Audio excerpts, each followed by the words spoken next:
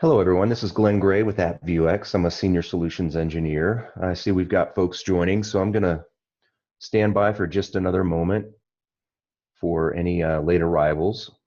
And let's look to get started at about 3 minutes after, just 2 more minutes.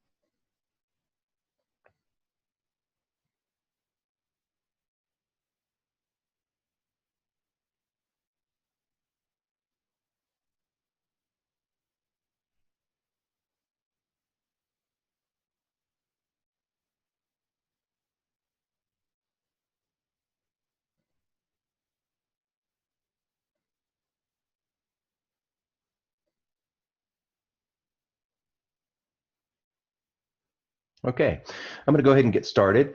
So again, for introductions, my name is Glenn Gray. I'm a senior solutions architect with AppViewX. My background has been in telecommunications as well as TCP/IP, network engineering, and architecture. I've come from service provider backgrounds as well as content provider and telecommunication infrastructure. um, I've had extensive experience in the way of network operations support, working in several network operations centers. And today, my primary focus is in the way of service automation and orchestration. So, the purpose of this webinar discussion is basically network operations, the transformation from NetOps 1.0 to NetOps 2.0, basically the next generation of approaching TCP/IP network operational infrastructure and support. So with that, I'll just get started into the presentation. Excuse me. Let me start with a brief overview of the company. AppViewX has 7 locations throughout the world. We're based out of Seattle as our headquarters. AppViewX is one of the leading low-code automation platforms, which enables NetOps and SecOps teams to support the business demands for improving agility. The AppViewX platform is a modular, low-code software application that enables automation and orchestration of the network infrastructure using an intuitive, context-aware visual workflow structure. We have several, or significant number of customers in the Fortune 500 category that would include large financial institutions, service providers, content providers, and other IT-based enterprise. We have just over 300 people within the company, and the other global locations are distributed throughout, excuse me, North America, Europe, and Asia. Our agenda today is going to be to discuss NetOps in its current environment, the NetOps transformation, and then briefly describe how the AppViewX platform can help meet that transformation. And then we'll have a brief period for question and answers. So as we review the current state of network operations, a lot of the challenges that I believe majority of enterprises face within network operations and management today are centered around somewhat of a disaggregated and siloed construct.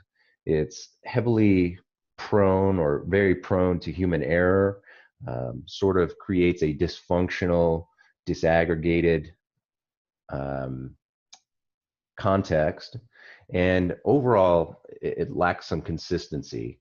So we have individual silo structures within the current network operations makeup of, maybe the compute environment is able to spin up VMs, but when the necessity for the network path delivery for communicating to VM instances comes into play, there's pretty much a loss of contextual awareness. The information about what the needs are for the compute resource as it relates to the network service pathway oftentimes are just lost in translation. And then it slows down, bogs down, and you tend to have multiple iterations of, no, that's not what I was asking for. Instead, I need these services available to the compute instance, and you get somewhat of a trial and error recursion effect. Now, a lot of the buzzwords that go into the current structure for today, you're looking at NetOps, DevOps, SecOps, NetDevOps.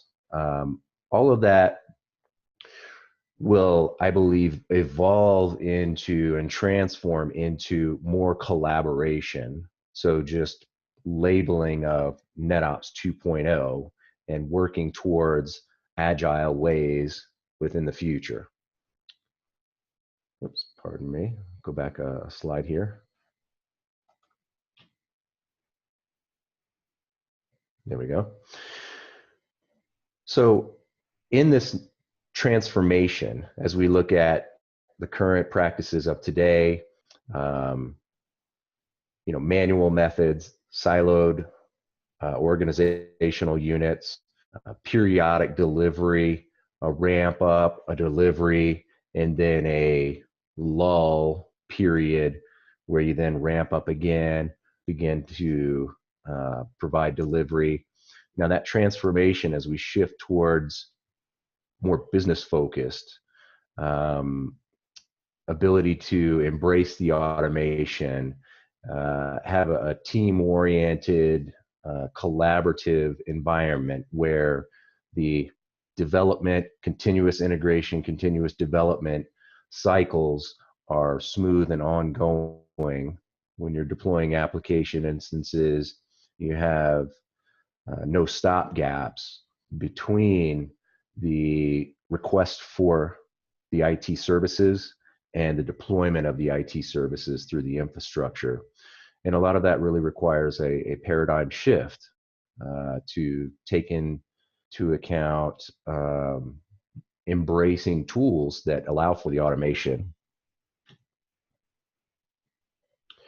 Now, some of those team goals to accomplish that that migration strategy and that ultimate transformation within the network operations and engineering aspect, that there really needs to be a active attempt to bridge some of those silos, communicate, collaborate between the organizational units, and not take or discontinue the sort of legacy practices of throwing things over the fence, or coming to a period of, well, this is no longer the responsibility of my organizational unit or function, so I've discontinued my active participation in the work, and it goes into another organization, and now it's potentially someone else's issue to deal with. And then from the managers and architects perspective, wanting to align and overcome the challenges that might exist within those stopgap type constructs, and reduce the overall operational complexities and thus operational expenses that come into play. Now, looking at a bit more detail in the NetOps transformation, the overall path can be kind of described with a timeline representation, as we see here, you're going from a shift from the manual CLI interaction and basic scripting of individual tasks, which is a good thing to start out with so that you're understanding what tasks go into the overall delivery of services and IT management. So scripting out a particular task really is step one in identifying with, how do you normalize, how do you standardize a particular task, and then orchestrating those individual tasks, as building blocks, as components for overall service delivery and automation. So then you're adding to the knowledge base, and you're being able to adopt advances and really create policy-driven or intent-based delivery methodologies.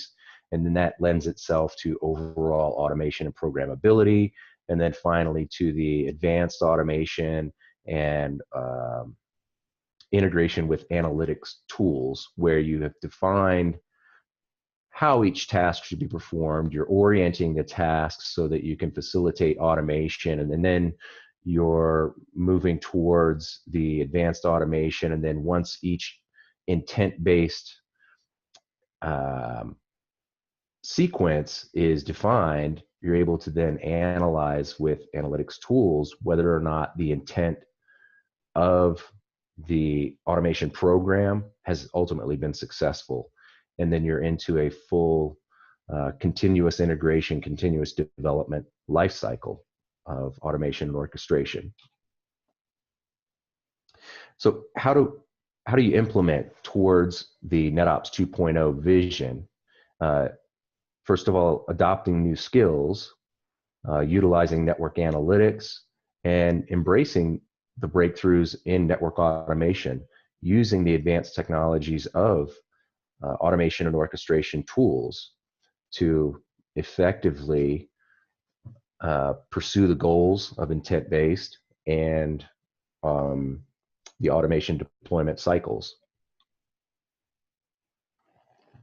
So what are some of those new skills? In many cases, it requires a shift in thinking and utilization of tools. I certainly believe that it's embracing a cross-domain task and responsibility. Again, not just working through the sequence of events to an ultimate end and then stop work, shift workload to another organizational unit, and then they begin to take off with whatever work product has been placed into their bin or funnel, whatever the intake process is, but instead aligning the workflow processes so that contextually significant or contextually meaningful information is transferred between organizational units. So requires a certain amount of cross-domain collaboration. And then the ability to measure the results based on the business outcomes. And that speaks more towards getting away from practices of trial and error functionality. Well, I submitted the request was ultimately not fulfilled to my requirements or my needs. Perhaps it was a misunderstanding of the requirements. Perhaps it was miscommunication of the requirements. A number of things go wrong, whatever the case may be, but focusing more upon results-based business outcomes as opposed to trial and error. Submitted the request, it didn't get fulfilled to the requirements, so resubmit, and then that process repeats. Utilizing network analytics. So leveraging the network monitoring data and being able to translate the business impacts from the network analytics, and then developing the requirements. So if you had submitted for service request opening particular ports to communicate to a compute system, or adding additional pool members in a particular location, region, sector, zone of your managed service infrastructure, using the analytics to validate and confirm whether or not traffic is indeed available to that instance, and whether or not the parameters of the traffic are consistent with the design expectation. And then you can begin to translate those SLA demands to performance optimization requirements. So again, defining traffic flow parameters to particular IT infrastructure, compute resources, infrastructure pathways within network, and then are the performance parameters to these IT resources in line with service level agreements or acceptable optimization performance parameters. Embracing the breakthroughs in automation, basically adopting standardized processes. So a lot of that goes towards collaboration between organizational units, business units, being able to orchestrate. So again, the desired business intent is to fulfill turn up of web service A, application A, whatever the case may be, and does the overall task sequence of each individual organizational unit's function work towards fulfilling that business intent, and is the ultimate end to have the solution working and functional, or is it just trial and error until you get it right?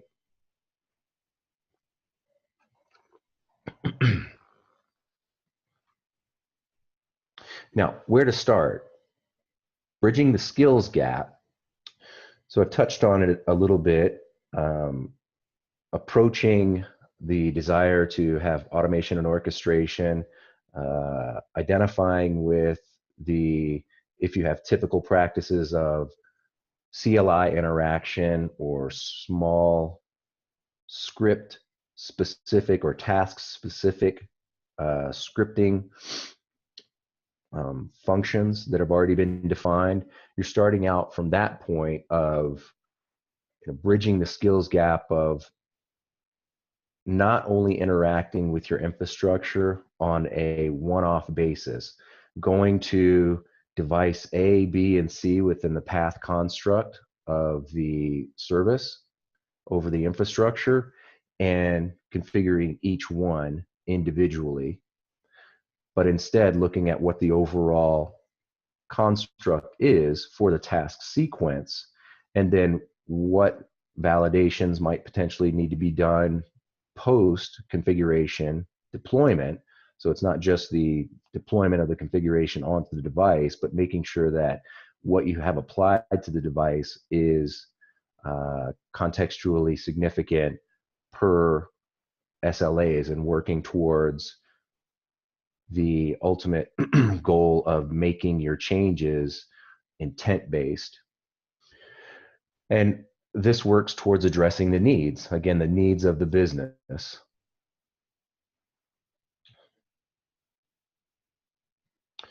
So just a note on network NetOps automation, organizations that automate, and this was a study, a quote from the Gartner 2019 Network Resolution Invest in Network Automation report. And organizations that automate more than 70% of their network change activities will reduce the number of outages by at least 50% and deliver services to their businesses or business constituents 50% faster. Definitely a significant return on investment when migrating or adopting automation and orchestration into your IT environment. So I wanted to touch just briefly on some of the incumbent solutions. I mentioned just a moment ago um, configuration management, in my opinion, is just a piece of overall automation and orchestration. Configuration management meaning that, hey, I have an intent on what you have an ideal of what the configuration of a particular infrastructure item should be applied. And then you apply that. That's a positive thing, but only a portion of what would be necessary in defining an intent-based and contextually aware service deployment. If you're just applying, looking at a piece of infrastructure, firewall, load balancer, compute resource, DNS entry, IPAM entry, and saying, I see what the configuration is now, I know what I want the configuration to be. If there is a delta or a difference, go ahead and apply the template, and hey, I should be done. Yes, that's a portion of it, but I wouldn't foresee that it would be done or complete until you can validate that services that should be defined with the configuration are in fact operable and optimized. So with the incumbent solutions, requiring some development skills, and with those incumbent solutions, I'm thinking of things like Ansible, Chef, Puppet, or just Python-based scripting. So with those types of implementations, you have the requirement for some developer-based skill sets, which may or may not, and in the current environments, it's more likely not a strong skill set within network operations, network engineering personnel. And then towards that task-based configuration management, again, it's a single task of looking at the configuration set and applying a templatized configuration set without being contextually aware of the service to be applied by the configuration set. And likewise, a lack of cross-team collaboration. So your network operations team may be aware of the configuration template, but it's only locally significant. There's no real cross-collaboration between other team members, let's say security, SecOps, or developers on the DevOps side. There's just a configuration set that's only significant to the individuals that are applying it. So you have somewhat of a loss of context as it flows through the workflow chain sequence. And then this all can be difficult to deploy, maintain, and consume, particularly on the consume side, because again, the collaboration that's necessary or just inherent in deploying the service, from DevOps to NetOps to SecOps, so on and so forth, is basically lost in translation between the three. You're going between stop gaps and barriers with the overall workflow of, I think I need to put this information into the business requirement, and then I place it into the next bin for the other business unit to contribute to, and then they process through and then place it into the next business unit bin to be contributed to. And neither of the 3, 4, whatever business units are really contextually aware, and some of the consumption from each of those stop gaps runs into, a language barrier. I received a requirement, however, the requirement doesn't necessarily fit into my model mode of implementation, so I'll just give it my best guess, or I'm just going to kick it back and it has to start over again. So some of the challenges that go along with some of those other solutions. Now, centralized solution requirement to help rectify some of what I was just describing is maintaining a tool and resource interaction that opens up the context, allows for more collaboration, and really applies some meaning and awareness to business intent of the service deployment.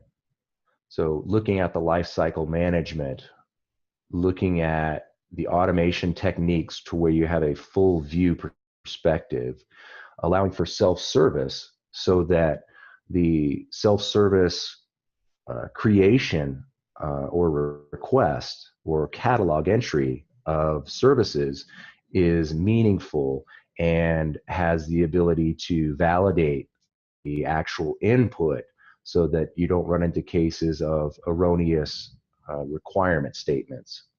And then analytics on the back end so that that's evident once the service is delivered that it's within SLA parameters for performance and functionality. So when you have the opportunity to centralize each of these components, you have a really contextually aware, business intent related solution that everyone within the enterprise can identify with. Now I want to take a look at the AppViewX platform and sort of pinpoint some of its features that would help to take an enterprise to the next level of NetOps 2.0 with automation and orchestration. So again, sort of introducing you to the AppViewX platform. A bit of this is repetitive, but modular, low-code software application enabling the automation and orchestration of network infrastructure using an intuitive and context-aware visual workflow. It leverages a very large library of pre-built tasks, and this is out of the box for workflows that will enable your ops teams to quickly and easily translate the business requirements into automation workflows, overall improving the agility, enforcing compliance to reduce errors and eliminate errors, and thus reduce costs that are associated with the trial and error churn.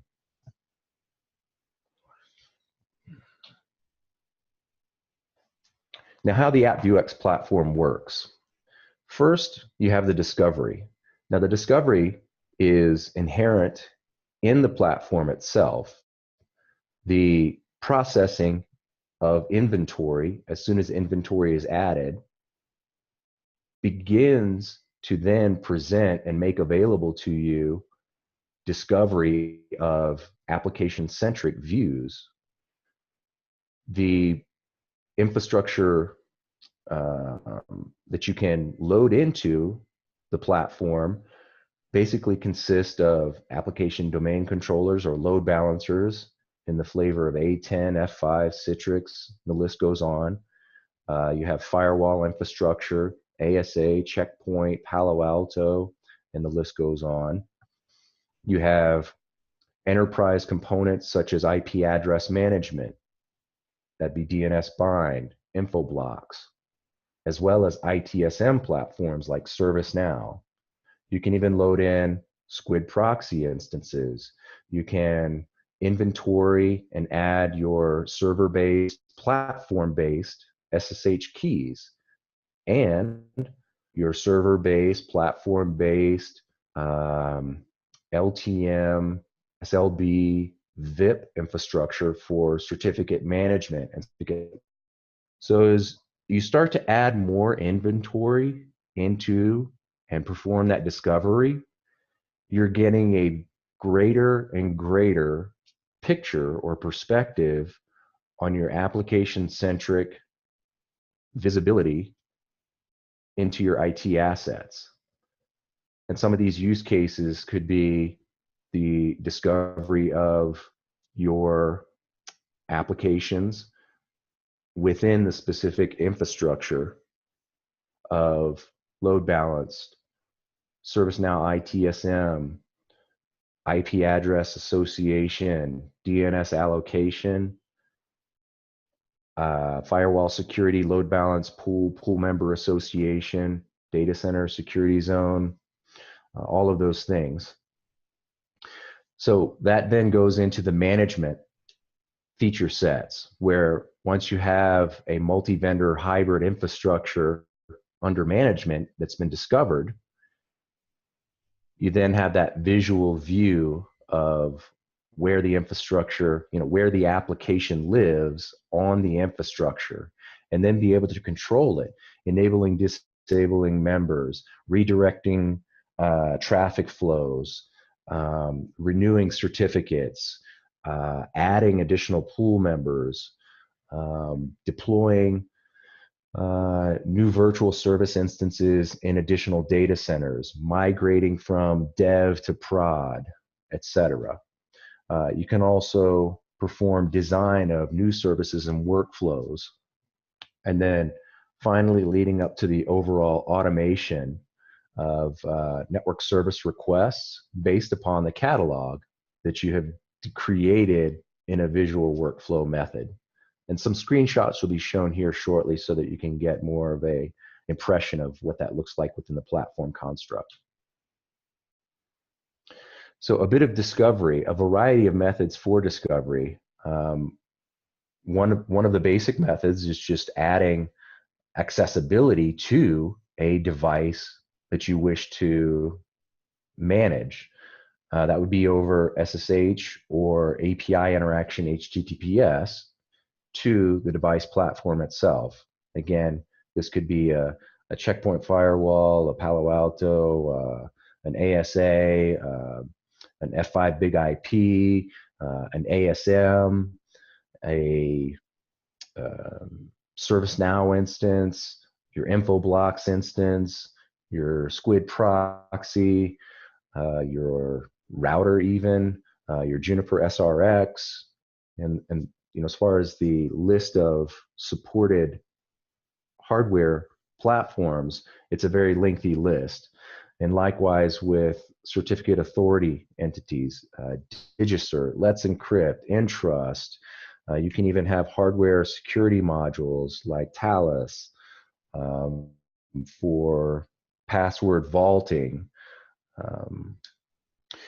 Now, as far as other discovery modes, it could be based on DNS. Hey, I'm going to query a URL instance and I want to discover what the certificate is associated with just that. Well, it'd make an HTTPS call to it, discover what the public cert is, pull it into inventory. It could be assessing a subnet. So you could have it query a subnet range. You could do traceroute discoveries. So there's a variety of different methods for discovering the inventory that you wish to manage, but those are some of the basics.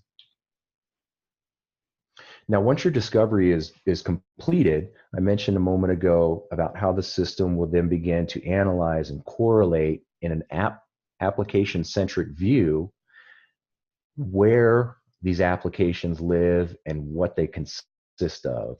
So here's a image depicting discovered infrastructure maps.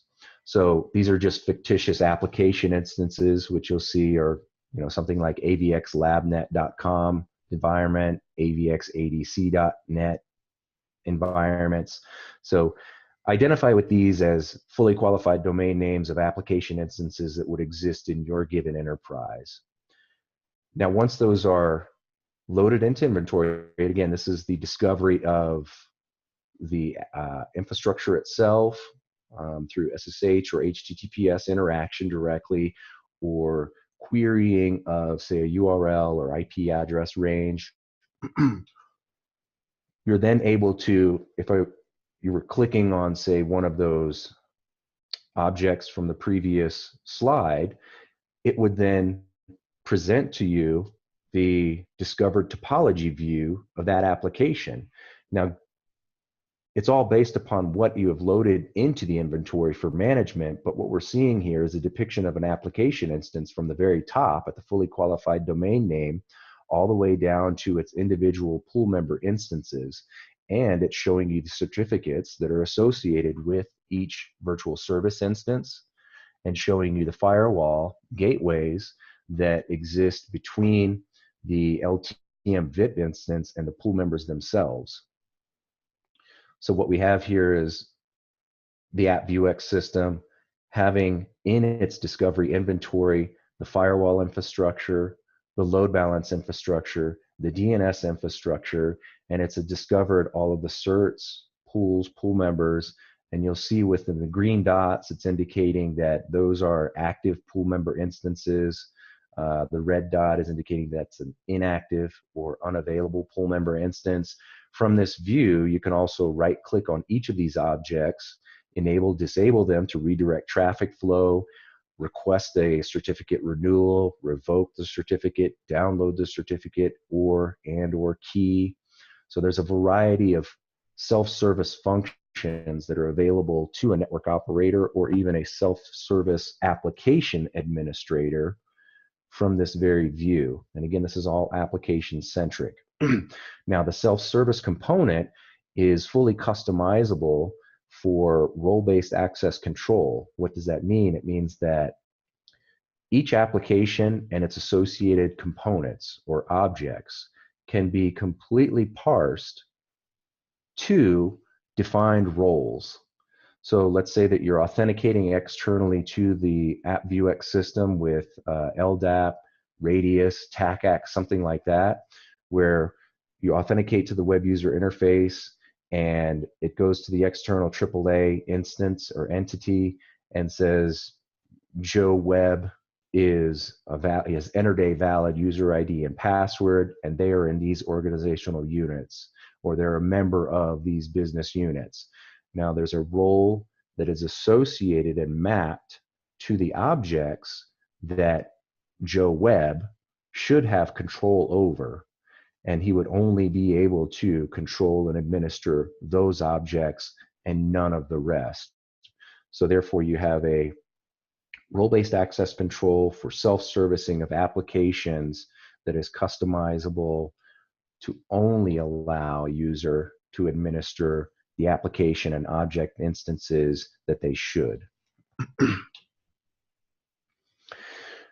Some additional management features within that hybrid infrastructure, multi-vendor environment.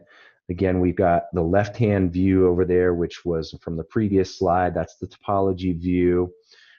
Here, if you were right-clicking on one of the particular objects, that would present you with a variety of troubleshooting commands from that particular viewpoint. So if you had selected the LTM or the firewall instance, you would have predefined commands that you could issue from that particular service gateway instance. Again, whether it's firewall, LTM, GTM top instance, you could perform things like ping, traceroute, what's the net stat to view the routing table, let me see my ARP table entry from this vantage point. So a lot of these are intuitive, predefined troubleshooting techniques from a given perspective, and here it is consolidated into a topology view that's meaningful, contextual, relative to the application instance, and available at a button click, rather than changing web user terminals or changing command line interface terminals, going into the device, authenticating. The query that I issued is not providing meaningful data. Now I need to go to the next gateway or logical path resource, issue a sequence of commands. So all of that time-consuming troubleshooting methodology gets collected into a single pane of glass. And again, some of the self-service functionalities. Again, we're looking at, in the background, the topology view of the overall application-centric view. And now here at this point, the previous slide was showing troubleshooting options that were available from request. Here are the objects within the application itself. So what it's showing is the fully qualified domain name at the top with the associated pools or virtual servers and pool members, again, where you can see that they're in an enabled state, but perhaps unavailable because they're failing health checks with the red square indicators. And you could either take those offline by disabling them. Maybe you need to take them out of service for patching or just troubleshooting because there's some issue, abnormality with the service instance.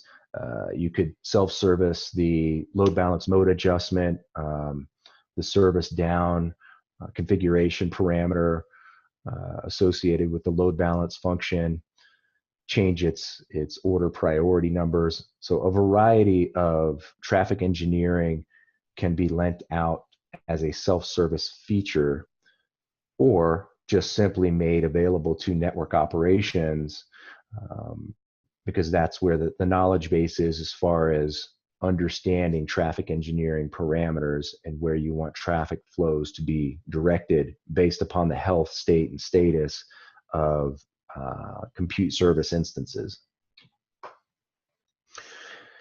Now, here's another visual view. Again, in the background, you've got the topology view, but this is showing a configuration analytics awareness over time. So what you're looking at is all of this application infrastructure, and you're seeing configuration change as well as alert and log status detail across that application-centric view.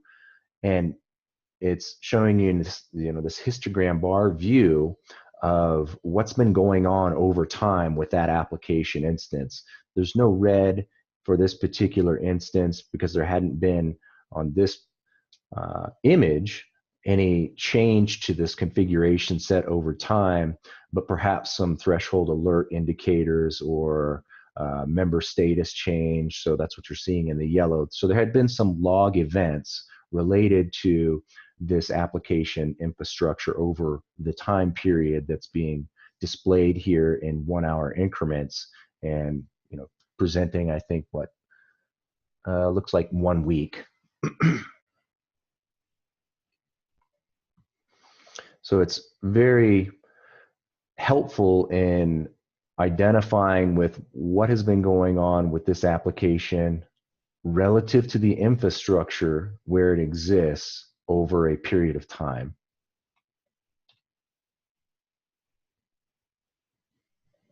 And then as far as design automation, here what we're showing are, I mentioned the library of predefined functions. This is a subset of some of those, so firewall policy manipulation, issuing of application domain control, virtual service turnup, iHealth reporting generation. There are many, many, many in this particular catalog. It's showing you on the top left that there are 110 in this workflow catalog, and here we're just showing what fits on the screen of about a dozen. Now, what do those look like? They break down into forms that can be filled in, and this could be lent out to or extended out to self-servicing requests through the web user interface or through API.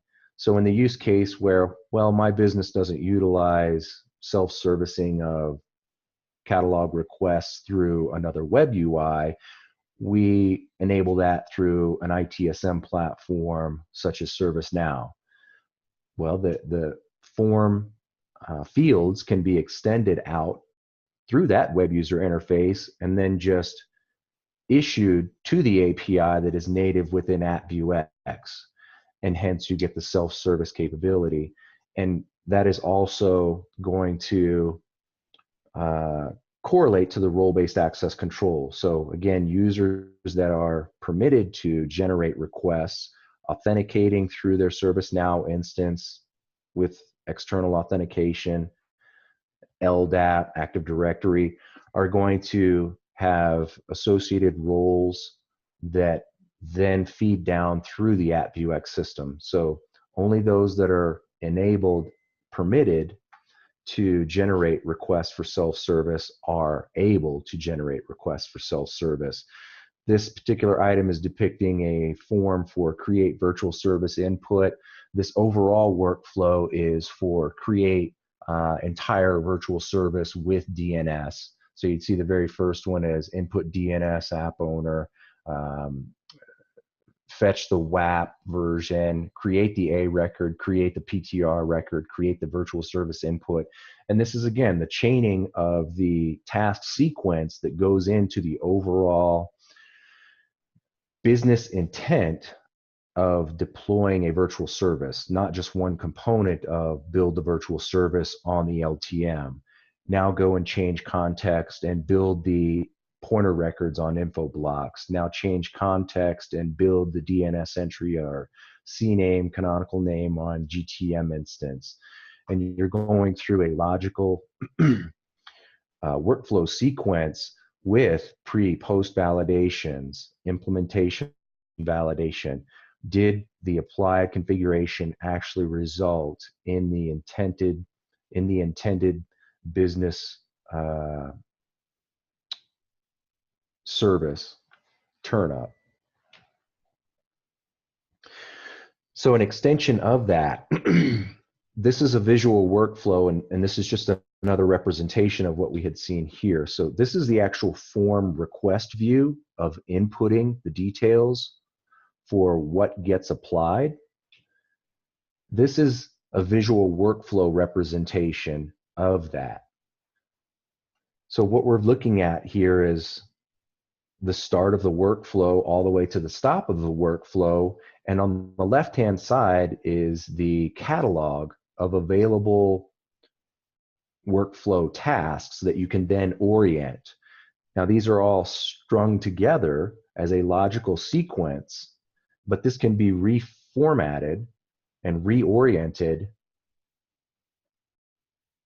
essentially redesigned by the end user as they're looking at this. So if your network engineering, architecture, design of workflow sequence is working in this interface, here is where you're defining, first, I need to have the input of the form, then I'm going to validate that the input of the form is acceptable. That might be something such as ensuring that the ServiceNow ITSM CI configuration item instance is not already in place, because that would nullify the request. If you've issued a request for a service item or a configuration item that is already being used, this workflow, visual workflow, could be put in place to where it's going to validate that first. Then once validated, it moves on to the implementation on the infrastructure device itself. It could also be a sequence of, first I need to acquire the IP address from the IPAM inventory system. Then I need to register the fully qualified domain name. And then I'll implement this onto the infrastructure. So however the workflow sequence needs to conform, whatever policies are put in place into your particular enterprise, the system is designed to fit those needs through the visual workflow and the library of available tasks, so that you can customize their sequence and workflow order to those needs of existing enterprise policy. Excuse me.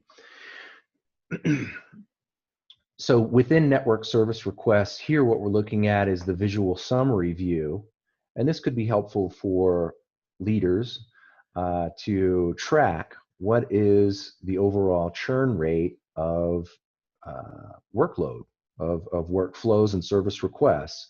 How many have gone through, how many are currently in progress, how many have failed, how many needed to be rolled back.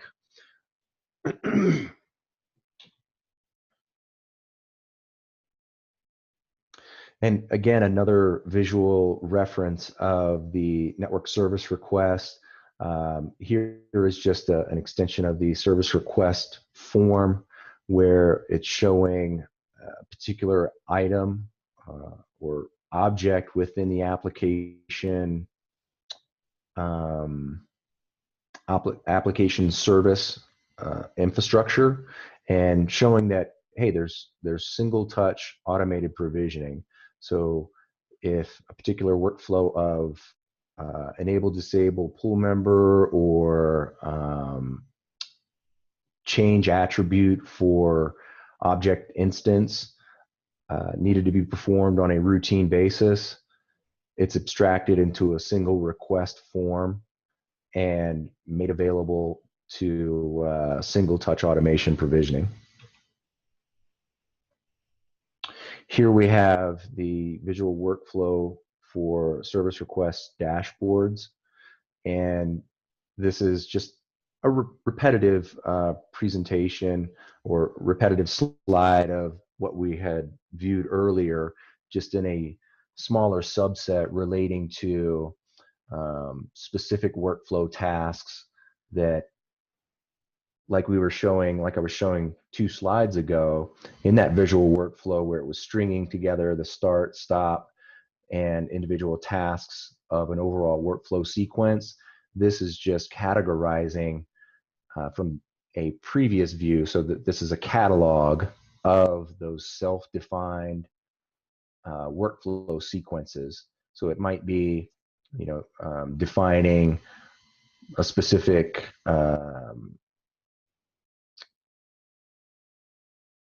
policy workflow within your enterprise. So that brings us to the completion of the presentation. I'd like to open up for any questions and answers. If you do have any questions, please just enter those into the chat, and I'd be happy to reply.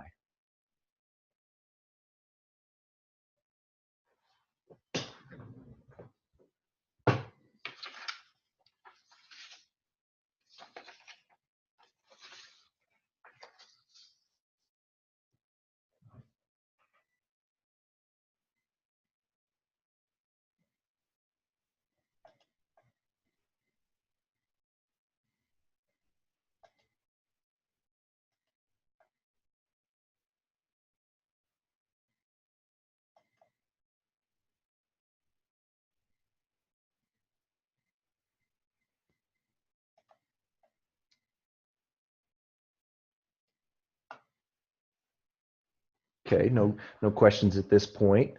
I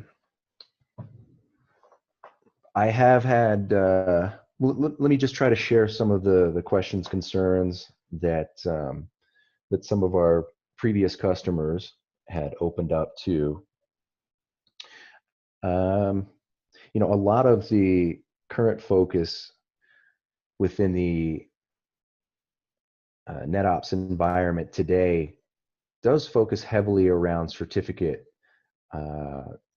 management, certificate lifecycle management, and key management. With security being a key focus within today's environment, I get some questions around how does that discovery, how does the alerting work within AppViewX relative to certificate inventories. So the certificate inventories can be discovered either by querying the device where the certificate lives itself. So that might be a server platform, in which case you would SSH into a server platform or a load balanced device and discover all of the certificates that relate to the application instances. It could also be performed on browsing the URL instance of the application. So those are two of the techniques that certificate discovery is performed. And then as far as alerting and managing of the certificates and their expiries, which is really a common question, how do I identify with the expiry of certificates, and then what can I do once I'm aware of the potential or upcoming certificate expiry? Uh, the presentation slides didn't cover a view of the certificate report, but that report does display all certificates in inventory over a timeline, and by each month when the certificates in an inventory are going to expire. Once you click on that particular month, it shows you the list of each one, and then from that view you can just right click and submit the request for the workflow to initiate a renewal from the existing CA. And the visual display of each certificate shows the certificate chain authority from the root to any intermediates to the actual certificate and key itself, and associating it to the device or platform where it's applied, as well as the certificate authority from which it were issued. Now, those certificate authorities could be internally self-signed through something like Microsoft CA. It could be external public CAs, again, Thought, DigiCert, Entrust, the list goes on. We even have our own CA entity within AppViewX, where you could generate your self-signed certificates and deploy those for internal resources, something that is perhaps not accessible from the public web. So just a bit of detail on certificate management.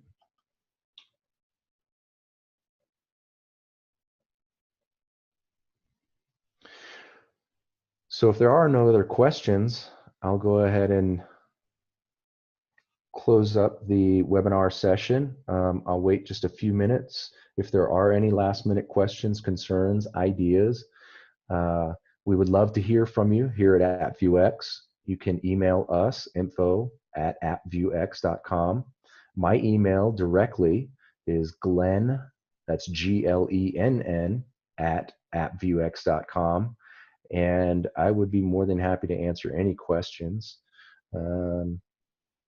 Again, I'm the Senior Solutions Architect. I'm based out of Denver. And I want to thank everyone who did join for listening in.